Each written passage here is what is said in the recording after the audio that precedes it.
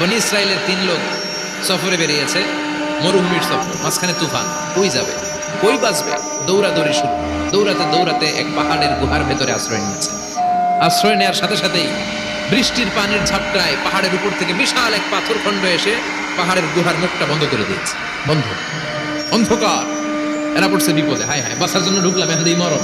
3 জন গায়ের যত শক্তি ছিল ধাক্কায়ও কথা সরাইতে পারে। হায় হায়, অক্সিজেন ভিতরে যা আছে আধা ঘন্টা শেষ হয়ে যাবে।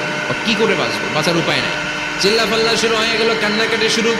একজন বলে, তোমাদের জীবনে কার কিনা কামাল আছে, যেই না কামালটা আল্লাহর ভয়ে করছিল, ওইটার ওসিলা দিয়ে দোয়া করে দেখো কিছু হয় কিনা। একজন হাঁটু গেড়ে চোখের পানি ছাড়া শুরু করছে, দোয়া শুরু করছে, আল্লাহ আল্লাহুম্মা কানাত লি আবাওয়ান শাইখান কাবীরা। আল্লাহ, আমার বাবা মা ছিল বৃদ্ধ বৃদ্ধা, আমি পেশায় রাখাল, সারাদিন ছাগল চড়িয়ে রাত্রিবেলা দুধ আনতাম, সবার আগে আব্বা মারে দিতাম। একদিন গভীর রাতে এসে দেখি আব্বা আম্মা ঘুমায়, দুধের বাটি নিয়ে আব্বা